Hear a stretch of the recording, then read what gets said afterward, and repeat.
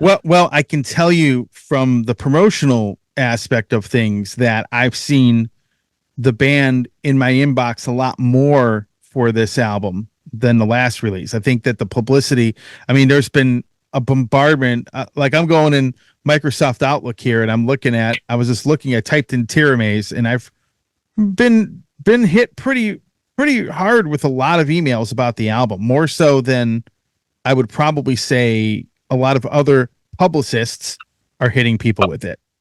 I wonder if that's from the PR that we hired because he's American, Mm-hmm. or that's from our PR because we've got like a small PR thing that we're building.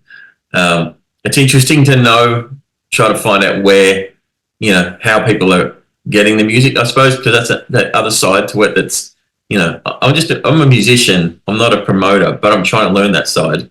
Yeah. I'm trying to learn every side. Like we literally do everything from start to finish now, but it's like we're not that great at some of this other stuff. We do the music, okay, so that's. But the PR thing is still a bit of a mystery. You know what I mean? I suppose it's part of the sort of like fun of it too. It's like who's going to hear the music? Mm-hmm. I know we've ended up on way more sites that are more metal sites over the last couple of months that we don't usually promote on, which is fine. You know what I mean? It's like it's still metal. It's just progressive. So yeah, that's another thing.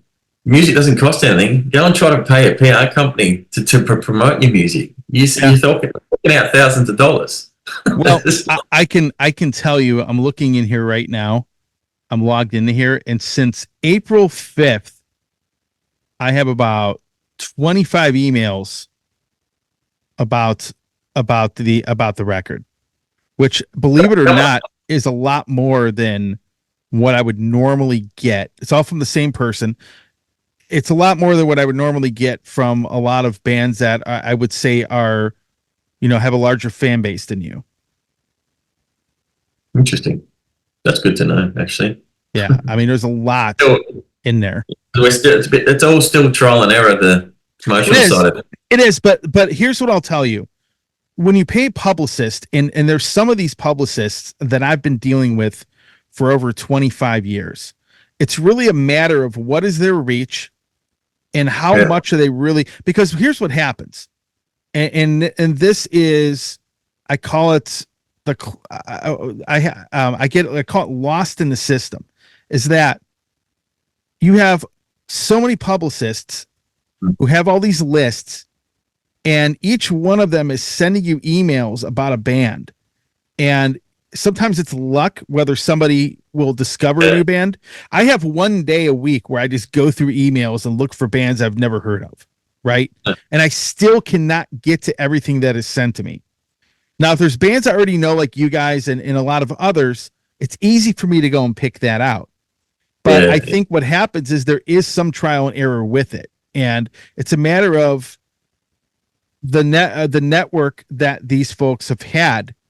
And if you notice, a lot of the guys that the labels typically hire typically have been around quite a bit and have a very, very, either they got their email list from somebody else that was around before them, or they've been around a very, very long time. I mean, I've done this for a quarter of a century now, and I can tell you the people that I've known the longest, usually I get the most emails from. Now, this PR company you use, I've dealt with him in the past and for maybe 10 years now. And, again, he does a pretty good job as far as getting a lot of emails and promos sent out and making them stand out.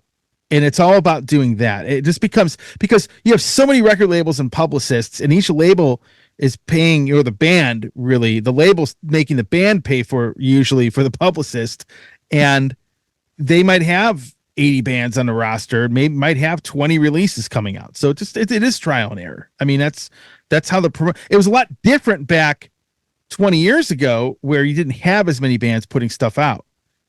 Yeah. Now it's different. Yeah. I mean, labels used to be the filter, I suppose, for labels don't really sign shitty bands. You can think they're shitty, but they can see that we can make money off this. It's the only reason labels.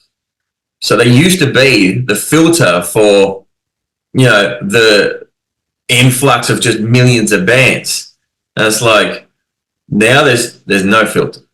Yeah. Well, so, right. And it was funny. Last year, I went and I found a computer I had, an old computer. I fired it up. It still worked.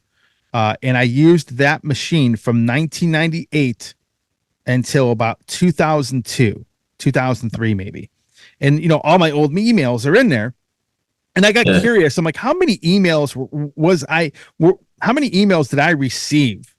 How many albums, give or take? So it's funny. I did a podcast on this, and the amount of emails I was getting about releases, I probably would, a week, maybe 20 emails a week, about various releases.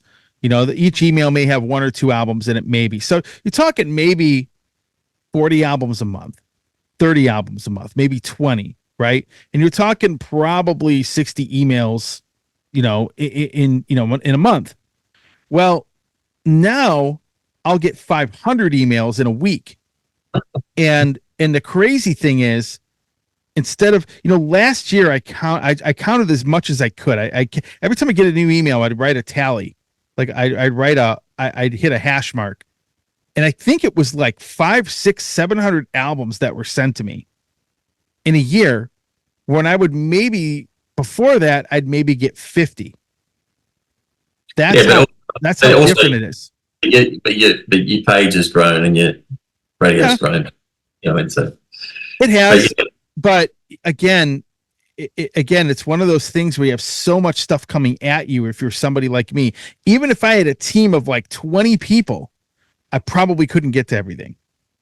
I still think word of mouth, not just word of mouth as in like physical word of mouth, but like, hey, check this song out to someone's mate. Like that's what if I can say anything that's happened new with Eli, is new fans that only just heard like Standing Ovation or something, and they're like into that style of music. They absolutely love it. They're like, oh, what's this? And then they're like, oh, you've got like 8,000 albums you've done. So, I sometimes see on Bandcamp, some dude just buys a whole discography. Never seen his email before. Like, boom, some other guy.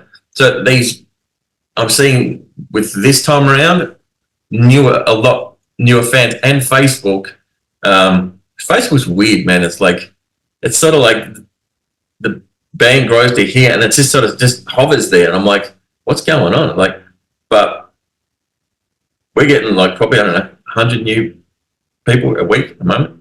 Brand new people that, are into this style of music. And that's been cool because it's always sort of, it's always nice to have new people find your music that you've been doing forever. So, but is that the PR or is it just the internet? It's hard to know what's doing. I suppose that's the thing with the digital world. It's hard to know what's doing the work. If it's PR, it's the videos, or it's Spotify, or it's word of mouth. I think it's a combination of everything. But I think it's a combination. So I can tell you that it's weird because it's a combination of things. Because here's what happens: like when I post about a band people may not know about, or I may post about an album that people may have forgotten about, or whatever, I'll always get messages like, thanks for keeping me in tune with some of this stuff I never would have found out about. And so there is some word of mouth because technically they're going by what I say. At the same time, what is the first thing that they probably do? They're not going and ordering a CD. They're going on YouTube or they're going on Spotify and typing in the band name and then checking it out. And I cannot tell you how many messages that I get where people have like thanked me for that. And I'm sure there's a lot of other people out there that do what I do. They get the same thing. But I think the word of mouth is definitely there. But, I sort of view Spotify as like the new version of radio in a sense, because terrestrial radio really isn't obviously what it used to be. I mean, that's what I did for a very, very long time. But in a sense, Spotify's a lot like radio, except you can go and punch a band name in, and the bands get royalties when something, if you want to call it that, when something gets played. Just like in real radio, they end up getting royalties for it, and I think the word of mouth thing stems from there. It's just the thing that's different is there are so many more bands, and it's hard to focus large groups of people into one direction. But I think what you're talking about, new fans, I get new followers every single day, and it's crazy how many. What's crazy about Facebook? You say it's weird because I'll get a crazy amount of hits. Like the post might reach 2-3 million people, and I might get like 1,000 followers out of it, right? I mean, it's crazy stuff like that, and it is kind of weird. Like people see it, but again, word of mouth is huge because then other people will share it. And I've had posts where somebody shares it. You're like, how the hell did this go viral? How did I reach this post, reach like 3 million people? Like what's going on? It's weird. I totally get it. I totally get where you're coming from. That's the other, that sort of raises this other sort of question with, we get asked to go and play at all these places in the world, but we really have no gauge of how big we are in certain places. And I'll look at, sometimes my gauge will be, I'll look at other bands around our same size-ish, and they're touring like South America, or they're touring Europe. And I'm like, well, we seem like we're the same size from like listeners on Spotify and Facebooks and blah, blah, blah. So could we do that? It's all guessing. Like we're sort of guessing. Like I'll look at Spotify, and I know Spotify is not the only gauge, but it's some kind of gauge. We can see in each country, town, city, how many people are listening to us in that month. Mm-hmm. You know what I mean? So we kind of go, but I look at that and go, well, if those people come to a show, we could do like 50 shows in America. It might only be like 500 people each show, but I'm like, that's still that would make sense for us to spend thousands and thousands of dollars to go and do it, because it costs a fortune to tour America. Like we have people every day. I know it's hard to explain. It's like the whole come to Brazil thing. Actually, Brazil now is our second biggest listener, and I don't know how that happened because it never used to be. It just kind of went. There's America, Brazil, and then like Europe sort of spread out, and there's sort of Australia. But I'm like, yeah, we'll come to Brazil, but we have no gauge that will rock up there and everyone's going to come. That's like, that's the hardest thing with the band at the moment. We go to Europe and we headlined Prog Power Europe, and like we're like, well, how are we the main band? Just Australian band. So we sort of, and then we get there and we got like a lot of sort of fans, and then I'm like, we should have done more shows or something. Like that's still hard for us to sort of go, well, yeah, because it probably cost us easy, probably 20 grand if we were to set up a small tour around Europe. It's going to cost us that. So if we make that back, we would do it. If it was just cut even, you know what I mean? Like even if we lost a bit of money, we'd probably still do it.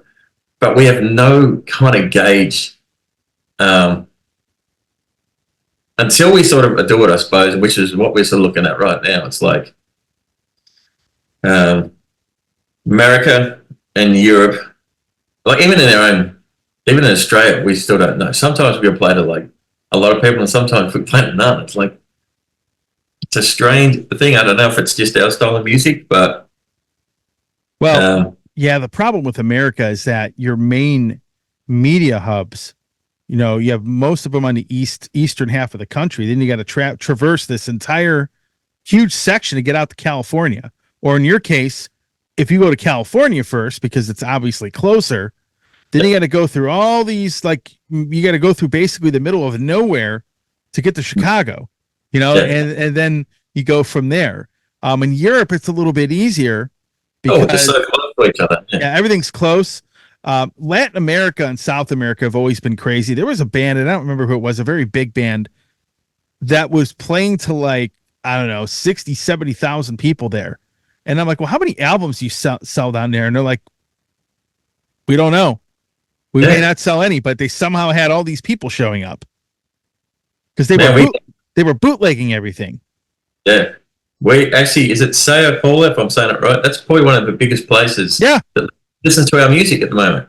Yeah. And I'm like, going by per listener just on Spotify, we would probably play to 2,000 of our own fans.